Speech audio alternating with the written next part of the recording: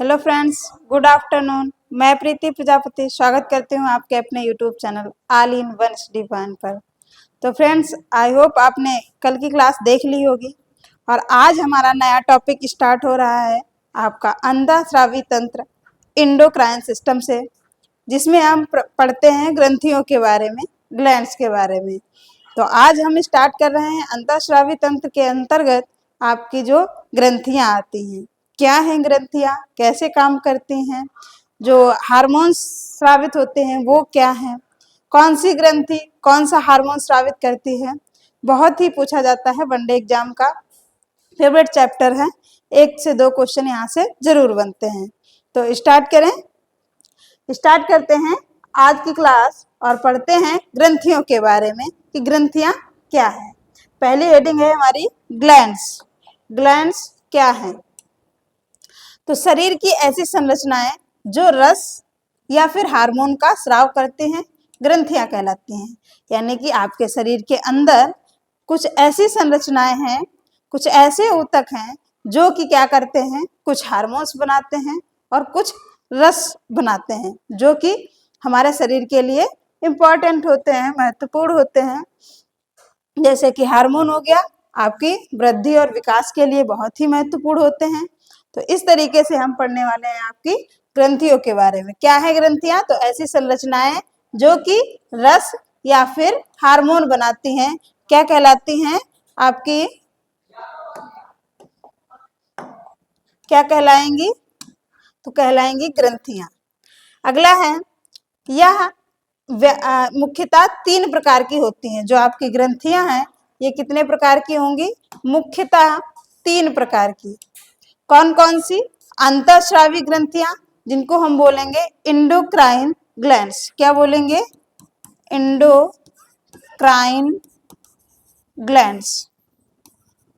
अंतःस्रावी ग्रंथियां endocrine glands.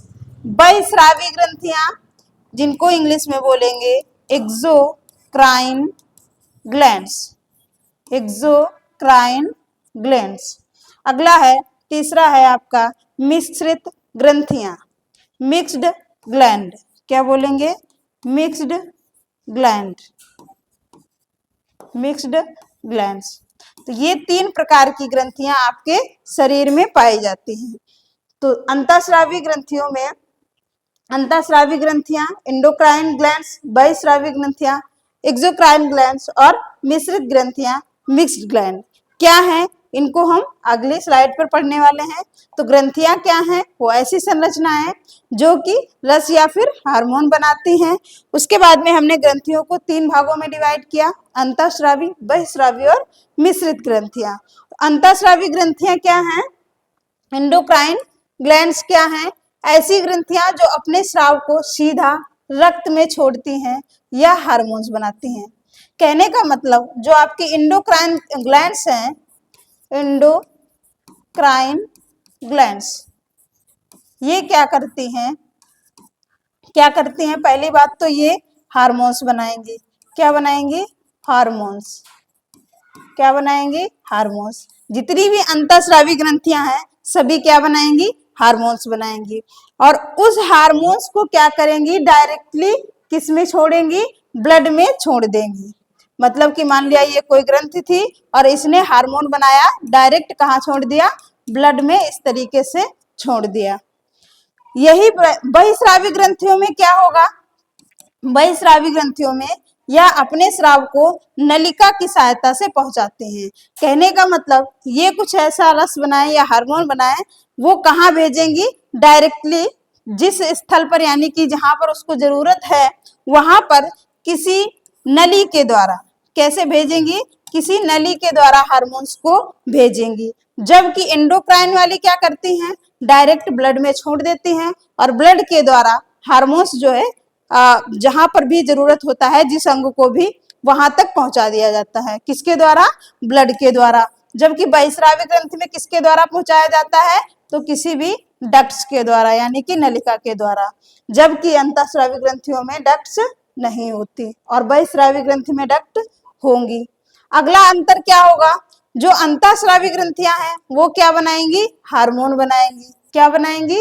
Hormone बनाएंगी। और बहिस्रावी ग्रंथियां क्या बनाएंगी? या तो कोई रस बनाएंगी या फिर एंजाइम बनाएंगी। क्या बनाएंगी? एंजाइम बनाएंगी। तो 2 पॉइंट ये याद रखने हैं।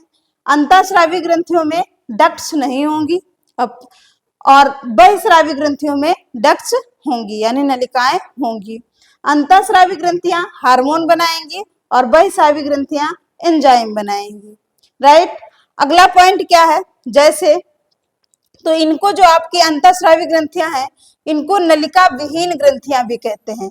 क्या बोलेंगे? नलिका विहीन ग्रंथियां। क्या बोलेंगे? नलिका विहीन ग्रंथियां। Ductless glands. क्या बोलेंगे? Ductless glands. और जो आपकी बहिस्रावी ग्रंथियां हैं, इनको क्या बोलेंगे? नलिका युक्त ग्रंथियां। क्या बोलेंगे? नलिका युक्त ग्रंथियां। जैसे कि अंतःस्रावी ग्रंथियों में आपकी कौन कौन सी आ जाएंगी? एड्रीनल ग्लैंड्स, थायराइड ग्लैंड्स, अधिवृक्क ग्रंथि जिसको बोलते हैं एड्रीनल, अधिवृक्क एड्रीनल को ही कहते हैं, थायराइड ग्रंथि, और भी बाकी आपकी पिट्यूटरी ग्लैंड्स। इस तरीके से ये ग्रंथियां जो है आपकी कैसी हैं? अंतःस्रावी ग्रंथियां हैं। अंतःस्रावी ग्रंथियों का मतलब ये हार्मोन्स बनाएंगी और डायरेक्ट ब्लड में छोड़ देंगी। जबकि बहिस्रावी ग्रंथियां क्या करती हैं? जैसे कि आपकी श्वेत ग्रंथियां जो कि पसीना बनाती हैं, अश्रु ग्रंथियां जो कि आंसू बनाती हैं, लार ग्रंथियां जो कि कई सारे एंजाइम बनाती हैं और लार बनाती हैं और लार में ही आपके एंजाइम होते हैं। तो ये क्या करती हैं? ये अपने स्राव को किसी भी नलिका के द्वारा भेजती हैं। कैसे भेजती हैं? नलिका के द्वारा भेजती हैं। इनमें क्या पाए जाते हैं? नलिकाएं पाई जाती हैं। याद रहेगा, बहिस्रावी ग्रंथियों में नलिकाएं पाई जाती हैं और बहिस्रावी ग्रंथियां एंजाइम बनाती हैं। जबकि अंतःस्रावी ग्रंथियों में नलिकाएं नहीं पाई जाती हैं और अंतःस्रावी ग्रंथियां हार्मोन बनाती हैं। अब क्या करेंगे? अभी जो आपका बचा है मिक्स्ड ग्लैंड। कौन सा? Mixed gland. ये क्या काम करती है? तो ऐसी ग्रंथियां जिनका कुछ भाग अंतःस्रावी तथा कुछ बाह्यस्रावी होता है। कहने का मतलब कोई ऐसी ग्रंथि जिसका कुछ भाग अंतःस्रावी ग्रंथि की तरह काम करेगा, उसका मतलब क्या है कि वो एंजाइम बनाएगा, और कुछ भाग बहिस्रावी ग्रंथि की तरह काम करेगा, यानी कि वो क्या बनाएगा? वो बहिस्रावी ग्रंथि की तरह एंजाइम बनाएगा और अंतःस्रावी ग्रंथि की तरह हार्मोन बनाएगा। तो ये जो है आपकी मिश्रित ग्रंथि, ये क्या करती है? एंजाइम और हार्मोन दोनों बनाती है। क्या बोलेंगे? एंजाइम और हार्मोन दोनों बनाती है। और एंजाइम को नलिका के द्वारा भेजेगी, हार्मोन को डायरेक्ट ब्लड में छोड़ देगी। ये होती है आपकी मिक्स्ड ग्रंथि की आप कह सकते हैं विशेषता। जैसे अग्न्याशय, आपका पेनक्रियाज। क्या बोलेंगे? पेनक्रियाज। पेनक्रियाज क्या है? एक तरीके की मिक्स ग्लैंड है, मिश्रित ग्रंथि है, जो कि हार्मोन और एंजाइम दोनों बनाती है। कौन से हार्मोन बनाती है, कौन से एंजाइम बनाती है, हार्मोन क्या काम करता है, एंजाइम क्या काम करता है, ये हम आगे पढ़ेंगे जब पढ़ेंगे अग्न्याशय। अग्न्याशय के बारे में जब पढ़ेंगे तब। अब हम पढ़ने वाले हैं हाइपोथैलेमस। एक बार हाइपोथैलेमस हम पढ़ चुके हैं। कब पढ़ा था? जब आपका हमने पढ़ा था ह्यूमन ब्रेन। ह्यूमन ब्रेन में हमने पढ़ा था हाइपोथैलेमस के बारे में। जब हमने पढ़ा था अग्र मस्तिष्क यानी कि आपका फोर ब्रेन, और फोर ब्रेन का ये भाग था हाइपोथैलेमस। तो लिखा भी है अग्र मस्तिष्क का भाग है कौन? हाइपोथैलेमस। तो अब हम इसको यहाँ पर क्यों पढ़ रहे हैं? भाई अग्र मस्तिष्क जो है, हाइपोथैलेमस है, ये आपका मस्तिष्क के अंतर्गत आता है और मस्तिष्क में हम इसको डिटेल में पढ़ भी चुके थे, लेकिन आज इसको हम फिर ग्रंथियों में भी पढ़ रहे हैं, क्योंकि ये क्या करता है? इनडायरेक्टली ये एक ग्रंथ की तरह भी काम करता है। क्या करता है? ग्रंथ की तरह भी काम करता है। कहने का मतलब ये एंजाइम भी बनाता है। इसको हम कहते हैं झूठी अंतःस्रावी ग्रंथि। क्या बोलेंगे? झूठी अंतःस्रावी ग्रंथि। क्योंकि ये वास्तविकता में ये ग्रंथि नहीं है, लेकिन ग्रंथियों की तरह कुछ काम करती है, इसलिए इसको हम क्या बोलते हैं, अंतःस्रावी ग्रंथि में इसको काउंट करते हैं, झूठी अंतःस्रावी ग्रंथि के रूप में। क्या काम करती है, तो ये क्या करती है, आपकी जो मास्टर ग्रंथि है जिसको हम कहते हैं पिट्यूटरी ग्रंथ या फिर पीयूष ग्रंथि, क्या बोलते हैं, पीयूष ग्रंथि, या पीयूष ग्रंथि को कंट्रोल करती है। कौन, हाइपोथैलेमस। हाइपोथैलेमस पीयूष ग्रंथि को कंट्रोल करता है, और पीयूष ग्रंथि क्या करता है, ये बाकी की ग्रंथियों को कंट्रोल करता है। तो इन ग्रंथियों का मास्टर कौन हुआ, पिट्यूटरी ग्लैंड, पीयूष ग्रंथि, और पीयूष ग्रंथि को भी कंट्रोल कर रहा है आपका हाइपोथैलेमस। कौन, हाइपोथैलेमस। तो इस मास्टर का भी मास्टर कौन हुआ, हाइपोथैलेमस। इसलिए इस ग्रंथि को हम क्या बोलते हैं, master of the master glands. क्या बोलेंगे, master of the master glands. तो यह अग्र मस्तिष्क का भाग है, परंतु यह अंतःस्रावी ग्रंथि की तरह काम करता है, हार्मोन बनाता है, जो कि पीयूष ग्रंथि को संदेश भेजता है। कहने का मतलब, अगर किसी हार्मोन की आवश्यकता पड़ी तो सबसे पहले हाइपोथैलेमस पिट्यूटरी ग्लैंड को मैसेज भेजेगा कि आप उस ग्रंथि से हार्मोन को स्रावित करवाइए। फिर ये पिट्यूटरी ग्लैंड क्या करेगी, जो हार्मोन उसकी आवश्यकता होगी उस हार्मोन को मैसेज भेजेगी कि आपको उस ग्रंथि को मैसेज भेजेगी और बोलेगी कि आप इसको हार्मोन को निकालिए, हार्मोन को स्रावित करिए। तो सबसे पहले मैसेज हाइपोथैलेमस से पिट्यूटरी को आता है, और पिट्यूटरी फिर अन्य ग्रंथियों को मैसेज भेजती है। तो इन अन्य ग्रंथियों का मास्टर कौन हुआ, पिट्यूटरी, और पिट्यूटरी का मास्टर कौन हुआ, हाइपोथैलेमस। तो हाइपोथैलेमस क्या करता है, पिट्यूटरी ग्रंथि को कंट्रोल करता है। क्या करता है, पिट्यूटरी ग्रंथि को कंट्रोल करता है, इसलिए इसको मास्टर ग्रंथि का भी मास्टर कहते हैं, master of the master gland भी कहते हैं, क्योंकि मास्टर ग्रंथि आपकी पीयूष ग्रंथि है और पीयूष ग्रंथि को भी ये कंट्रोल कर रहा है, इसलिए इसको क्या कहते हैं, मास्टर ऑफ द मास्टर कहते हैं। अब हम पढ़ेंगे पीयूष ग्रंथि के बारे में, जिसको हम बोलते हैं पिट्यूटरी ग्लैंड। क्या बोलेंगे, पिट्यूटरी ग्लैंड, जो कि आपकी मास्टर ग्रंथि के नाम से भी जानते हैं। क्या बोलेंगे, मास्टर ग्रंथि। ये क्या काम करती है, तो ये एक पॉइंट तो क्लियर हो गया होगा कि ये जो आपकी मास्टर ग्रंथि है ये बाकी की ग्रंथियों को क्या करती है, कंट्रोल करती है, या हम कहें बाकी की ग्रंथियों को मैसेज भेजती है कि आप हार्मोन को स्रावित करिए, हार्मोन बनाइए। तो यह क्या काम करती है, यह अन्य अंतःस्रावी ग्रंथियों को नियंत्रित करती है, इसलिए इसे मास्टर ग्रंथि कहा जाता है। क्या कहते हैं इसको, मास्टर ग्रंथि कहते हैं। और याद रहे, ये ब्रेन में आपकी जो स्फेनाइड हड्डी है, हमने हड्डी वाला चैप्टर बहुत ही डिटेल में पढ़ा है, नहीं देखा है आपने तो पीछे जाकर के देख लीजिएगा। स्फेनाइड हड्डी के नीचे आपकी हाइपोथैलेमस के पास में ये इस तरीके से कुछ हाइपोथैलेमस, और इसी से लगी हुई ये आपकी पिट्यूटरी ग्लैंड होती है। क्या होती है, पिट्यूटरी ग्लैंड ब्रेन में यानी मस्तिष्क में हाइपोथैलेमस से जुड़ी हुई होती है। तो ये क्या करती है, मास्टर ग्रंथि इसको कहते हैं। क्यों कहते हैं, क्योंकि बाकी अंतःस्रावी ग्रंथियों को कंट्रोल करती है, इसलिए। यह मस्तिष्क में हाइपोथैलेमस के नीचे स्थित होती है। कहाँ, मस्तिष्क में हाइपोथैलेमस के नीचे। अगला है, यह दो भागों में विभाजित होती है, अग्रपीयूष और पश्चपीयूष। क्या बोलेंगे, जो आपकी पिट्यूटरी ग्लैंड है इसके दो भाग हो जाते हैं, जैसे कि आपका ये हाइपोथैलेमस था और इससे जुड़ी हुई आपकी कौन सी थी, पिट्यूटरी ग्लैंड। और उसके बाद में अगर आप देखेंगे इसका चित्र तो कुछ इस तरीके से आपको दिखाई देगा। कैसे, इस तरीके से आपको दिखाई देगा, कुछ दो भागों में। कितने भागों में, दो भागों में ये आपको देखने को मिलेगा। तो ये दो लोबों में बट जाती है। एक है आपका अग्रपीयूष, क्या बोलते हैं इसको, अग्रपीयूष,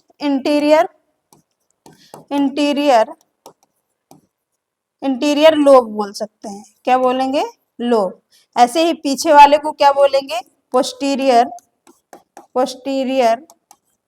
लोब। तो दो भागों में बट जाती है आपकी कौन सी ग्रंथि? पिट्यूटरी ग्रंथि, अग्रपीयूष और पश्चपीयूष में। किसमें?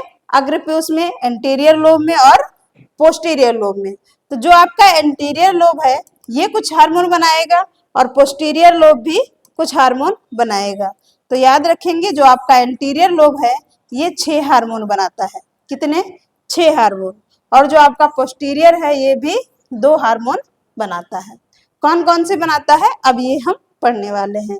और यही याद रखिएगा जो जानवर हैं, जानवर या फिर पक्षी, इनमें जो पिट्यूटरी ग्रंथि है ये 3 भागों में बट जाती है। कितने भागों में? 3 भागों में। वहां पर 10 हार्मोन बनते हैं। कितने? 10 हार्मोन। यहाँ पर कितने बनेंगे? 8 बनेंगे। तो अब पहले क्या पढ़ेंगे हम? अग्रपीयूष के बारे में, एंटीरियर लोब के बारे में। किसके बारे में पढ़ेंगे? एंटीरियर लोब, जो आपका अग्रभाग था या एंटीरियर पिट्यूटरी, इसके बारे में हम पढ़ेंगे। यह कितने हार्मोन बनाती है? 6 हार्मोन बनाती है। कौन कौन से? तो सोमैटोट्रोपिक हार्मोन, इसी को हम कहते हैं वृद्धि हार्मोन। क्या बोलेंगे? वृद्धि हार्मोन। वृद्धि हार्मोन के बारे में, वृद्धि हार्मोन या GH यानी कि ग्रोथ हार्मोन। जो पिट्यूटरी ग्लैंड है वो 6 हार्मोन अग्रपीयूष से बनाती है। तो सबसे पहले हम अग्रपीयूष के 6 हार्मोन पढ़ेंगे। उसके बाद में क्या पढ़ेंगे? उसके बाद में हम पोस्टीरियर लोब पढ़ेंगे जिससे 2 हार्मोन बनते हैं। तो 6 हार्मोन कौन से? पहला आपका हो गया सोमैटोट्रोपिक हार्मोन। क्या बोलेंगे? सोमैटोट्रोपिक हार्मोन। सोमैटोट्रोपिक हार्मोन ये क्या काम करता है? तो शरीर को वृद्धि प्रदान करता है। अगर ये कम हो जाए यानी कि इसका सिक्रीशन कम हो रहा है तो आपने देखा होगा कुछ लोग छोटे रह जाते हैं जिनको हम बौने बोलते हैं। वो ऐसे क्यों होता है? क्योंकि ये वाला हार्मोन जो है कम बन पाता है। और कुछ लोग क्या है बहुत लंबे हो जाते हैं यानी कि उनको जो है उनके शरीर में जो आपका सोमैटोट्रोपिक हार्मोन था इसका सिक्रेशन ज्यादा हो गया है, सामान्य से ज्यादा हो जाता है, तब उस स्थिति को हम बोलते हैं भीमकायता। क्या बोलेंगे? भीमकायता। और यही जब कम होता है, जब हार्मोन कम बन पाता है बचपन में तो इसको हम बोलते हैं बौनापन। यानी कि जब लंबाई सामान्य तक नहीं पहुंच पाती है तब तो उस स्थिति को हम बौनापन बोलते हैं। क्यों ऐसा होता है? क्योंकि जो सोमैटोट्रोपिक हार्मोन था इसका सिक्रीशन कम हो पाया है। समझ में आया? आगे बढ़े। अगला कौन सा है? Prolactin hormone. अगला कौन सा है?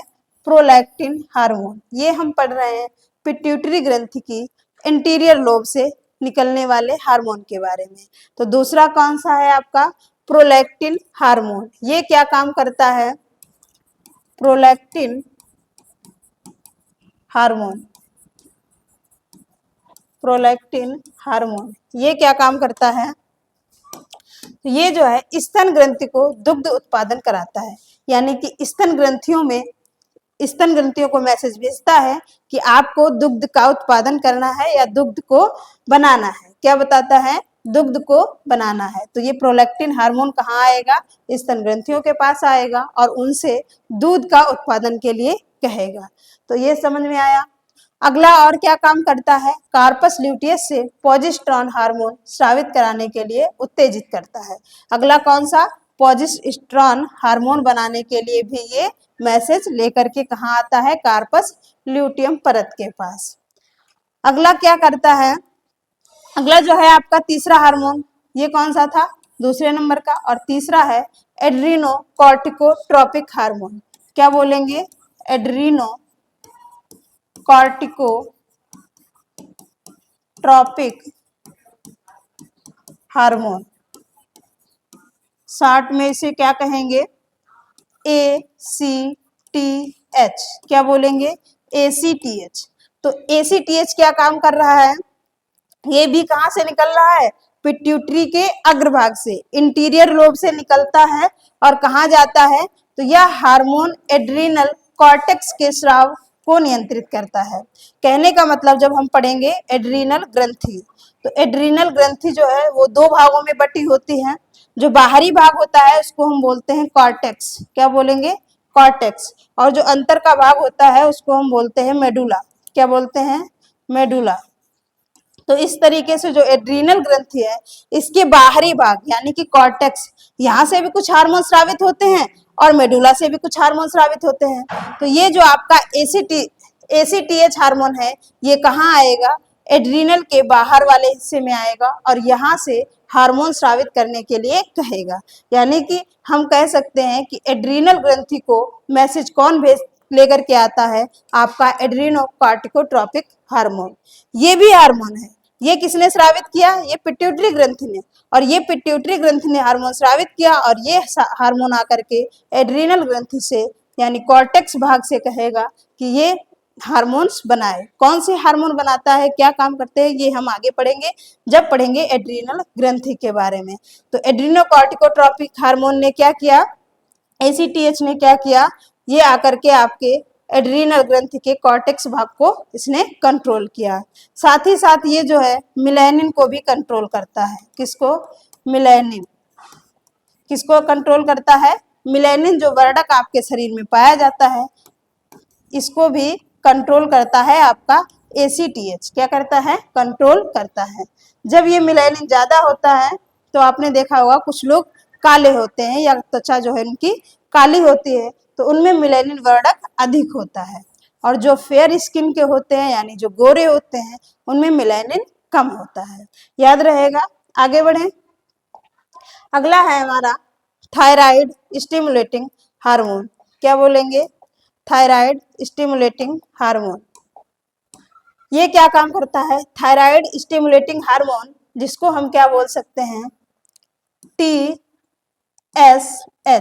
क्या बोलेंगे? TSH, थायराइड उत्तेजक हार्मोन। ये क्या है? उत्तेजक। स्टिमुलेटिंग मतलब उत्तेजक। तो थायराइड उत्तेजक हार्मोन का मतलब क्या है? ये थायराइड ग्रंथि को उत्तेजित करता है। कहाँ से आया है? पिट्यूटरी ग्रंथि से।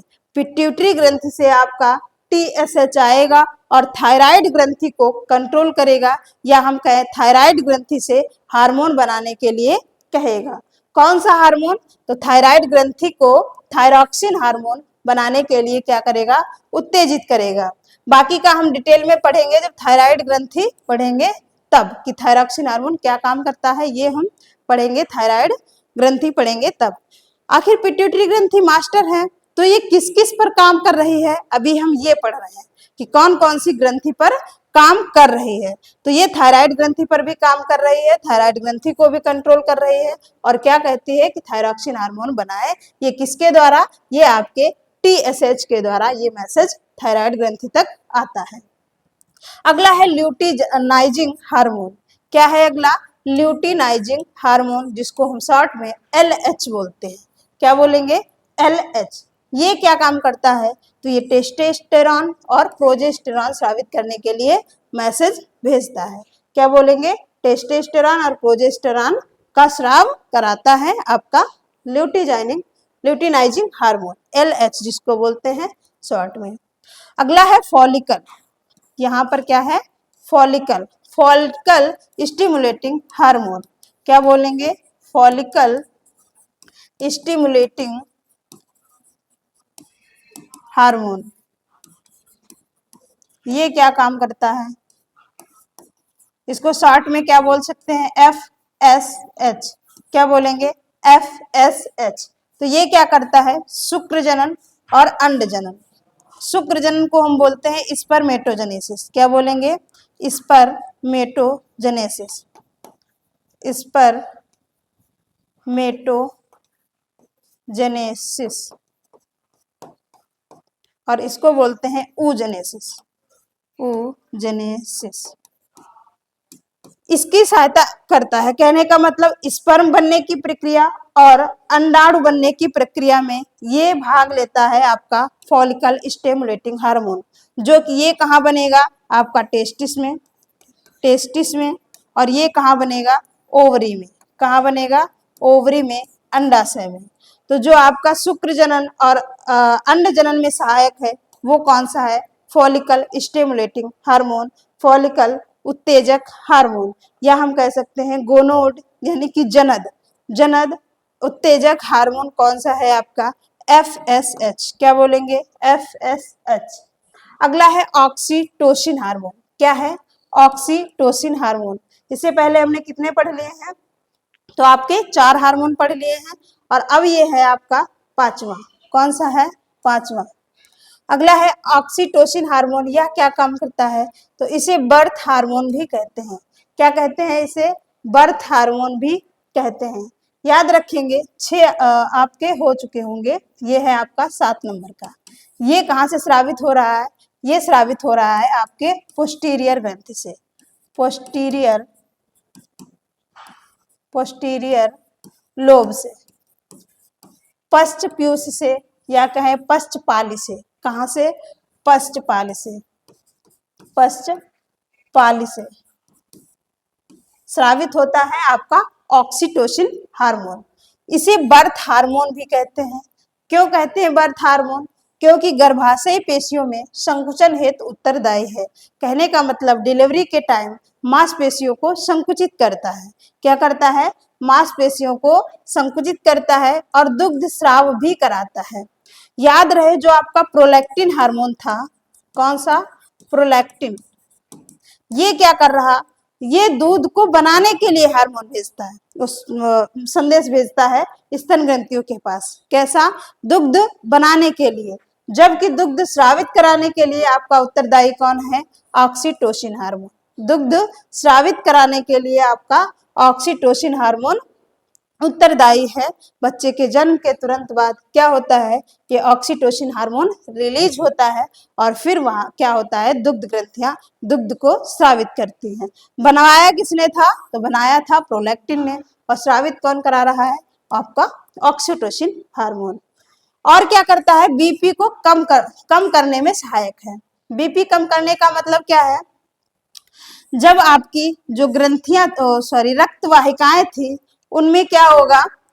शिथिलन होगा, या हम कहें वो फैल जाएंगी। जो रक्त वाहिका हैं उनको फैलाने में मदद करता है ताकि बीपी कम हो जाए, यानी ब्लड प्रेशर जो है एकदम नॉर्मल रहे। ब्लड प्रेशर नॉर्मल कब होगा? जब रक्त वाहिकाएं फूलेंगी, और जैसे ही रक्त वाहिकाओं में जगह कम होगी तो प्रेशर क्या होगा? ज्यादा हो जाएगा। तो ब्लड प्रेशर, बीपी जब हाई होता है तो जो आपकी रक्त वाहिकाएं हैं वो संकुचित होती हैं, जबकि जब रक्त वाहिकाएं फैलती हैं तो ब्लड प्रेशर कम होता है। तो जो आपका ऑक्सीटोसिन हार्मोन है इसने क्या काम किया? एक तो मांसपेशियों में संकुचन लाएगा, दूसरा दुग्ध स्राव कराता है, और तीसरा बीपी कम करता है, या हम कहें रक्त वाहिकाओं को फैलाता है। क्या काम करता है? रक्त वाहिकाओं को फैलाता है। कौन सा? ये आपका ऑक्सीटोसिन हार्मोन। इसके बाद आता है वेसोप्रेसिन या फिर एंटी डायूरेटिक हार्मोन। क्या बोलेंगे? Anti diuretic hormone. ये क्या काम कर रहा है? वेसोप्रेसिन या फिर एंटी डायूरेटिक। तो ये भी कहाँ से स्रावित होगा? आपके पोस्टीरियर लोब से। पोस्टीरियर लोब से, ये भी पोस्टीरियर लोब से स्रावित होगा। और ये क्या काम करता है? तो यह वृक्क में जल के अवशोषण को बढ़ाकर मूत्र में जल की मात्रा को कम करता है। क्या काम करता है? जो आपकी किडनी है वहां पर पानी का अवशोषण अधिक से अधिक करवाता है, ताकि जो आपका यूरिन बने, क्या बने? यूरिन बने, उसमें पानी की मात्रा कम हो। क्या हो? पानी की मात्रा कम हो।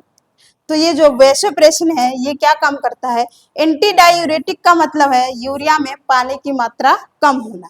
क्या बोलेंगे? यूरिया में यानी यूरिन में पानी की मात्रा कम होना। ये क्या है? ये किसका काम है? एंटी डायूरेटिक हार्मोन का है, या फिर हम कहें वेसोप्रेसिन का है। किसका है? वेसोप्रेसिन का है। साथ ही साथ ये क्या करता है? जो आपका ब्लड प्रेशर है, क्या है?